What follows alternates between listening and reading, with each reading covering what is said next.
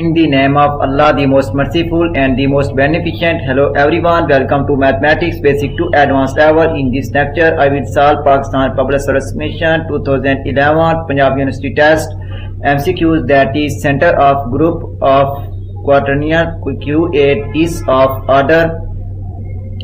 Solution, that is, since the group of quaternion Q8 is equal to 1 minus 1 I minus I j minus j k minus k, here 1 and minus 1 are the only elements which commutes with every element of quaternion 8.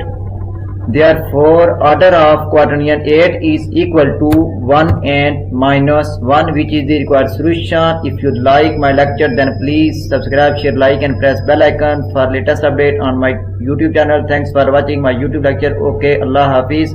Option B is correct.